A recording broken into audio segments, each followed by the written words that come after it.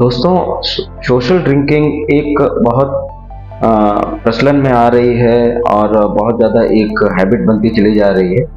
और हम लोग जब भी पेशेंट से मिलते हैं तो उनसे पूछा जाता है कि whether they are consuming alcohol और नॉट, मतलब वो अल्कोहल ले रहे हैं कि नहीं ले रहे हैं। तो वो कहते हैं दे आर सोशल ड्रिंकर।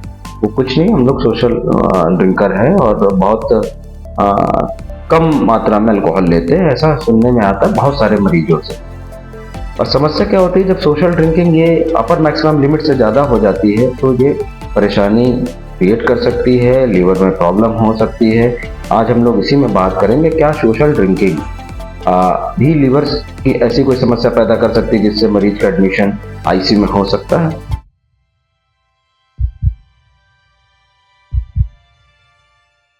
नमस्कार दोस्तों, मैं doctor Gyanendra Kumar Gautam, director life saver ICU critical care physician intensivist, Sharda Nagar, Kanpur. दोस्तों, जैसा मैंने पहले बताया कि सोशल ड्रिंकिंग एक बहुत आम प्रचलन हो चुका है, पर जब ये सोशल ड्रिंकिंग हफ्ते में 2 या 3 बार से ज़्यादा होने लगे और अल्कोहल कंजम्पशन की लिमिट जो अमाउंट है उसके बारे में हमको पता ना हो तो प्रॉब्लम क्रिएट हो सकती है।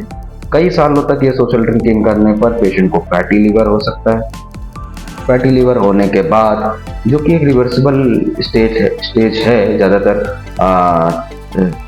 इंसिडेंट्स में, पर उसके बाद जब फाइब्रोसिस डेवलप होने लगती है लीवर में, जो नॉर्मल टिश्यू होता है वो फाइब्रस टिश्यू से रिप्लेस हो जाता है और अर्ली स्टेजेस में फिर फैटी लीवर के बाद फाइब्रोसिस होती है। कुछ हद तक ये भी रिप्लेस हो सकती है और या फिर कंट्रोल करी जा सकती है।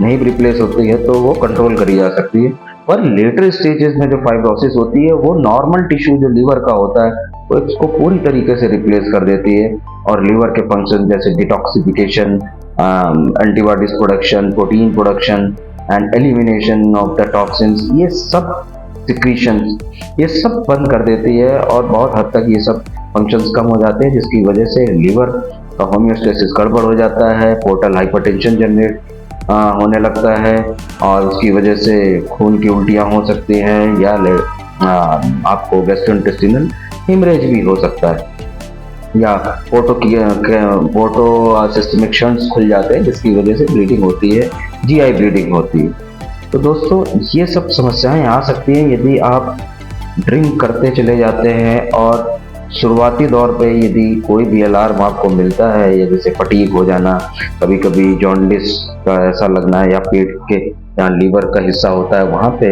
दबाने पे दर्द होना या बिना दबाए भी दर्द होना, यदि ये सब आ रहा है तो आप समझ लीजिए कि अल्कोहल आपके लिए हार्मफुल हो रही है। वैसे तो अल्कोहल एक का स्टेब्लिश टॉक्सिन है, सीधा टॉक्सिक इफेक्ट इसका लीवर में होता है, डायरेक्ट टिश्यू इंजरी होती है, तो आमतौर पे तो लेनी ही नहीं चाहिए और मेरा रिकमेंडेशन है कि आप इसको अभी छोड़ दें। पर कुछ लोग हैबिट के कारण नहीं छोड़ पाते, तो फिर भी उसमें ये आपको पता होना चाहिए कि आपकी अपर मैक्सिमम लिमिट क्या है। According to National Health Trust UK के अनुसार ये आपको 14 यूनिट्स पर वीक एक्सेप्टेबल मैक्सिमम लिमिट है और 14 points equal to 6 points of average strength भी है। यदि आप ले रहे हैं तो इससे ज़्यादा ना लें और कोशिश करें इससे कम ही लें, तो भी आपका ही फायदा है। और मेरा ये सुझाव है कि आप इसको एकदम से बंद कर दें, क्योंकि जब ये पेशेंट फाइब्रोसिस, लीवर फाइब्रोसिस होती है, फाइब्रोसिस के बाद पेशेंट लीवर फेलियर में चला जाता है, तो हमारे पास बहुत ज़्यादा ऑप्शन नहीं रहते। पेशेंट आईसीयू में, वेंटिलेटर में, जीआई ब्लीडिंग है, बहुत सारे ब्लड प्रोडक्ट भी लग सकते हैं, इनकेफ्लोपैथी होती है, होश कम हो जाता है, शरीर में सूजन बढ़ जाती है, पेट में पानी भर जाता है और हमारे पास बहुत ज़्यादा ट्रीटमेंट ऑप्शन नहीं रह जाते। तो लीवर ट्रांसप्लांट ही एकमात्र सॉल्यूशन रह जाता है और बाकी सपोर्टिव ट्रीटमेंट रह जाता है। तो इस स्टेज को आने से पहले ही इसकी रोकथाम कर लें और यहाँ तक बात ना पहुँचने दें। तो दोस्तों, मेरा ये मोटो है इस चैनल के थ्रू बताने का कि जो भी भ्रांतियाँ हैं, जो भी हैबिट्स हैं, वो ऐसी हम लोग तुरंत छोड़ दें जिससे कि आईसीयू एडमिशन हो सकता है। अपने शरीर को फिट रखें, अच्छी डाइट लें। अल्कोहलिक पेशेंट जो होते हैं उनको विटामिन और मिनरल्स की बहुत ज़्यादा कमी होती है, इसको रिप्लेनिश रखें। अल्कोहल छोड़ दें, ये एक जहर है, तो जहर को शरीर में कंज्यूम अंदर ना जाने दें, कंज्यूम ना करें उसको।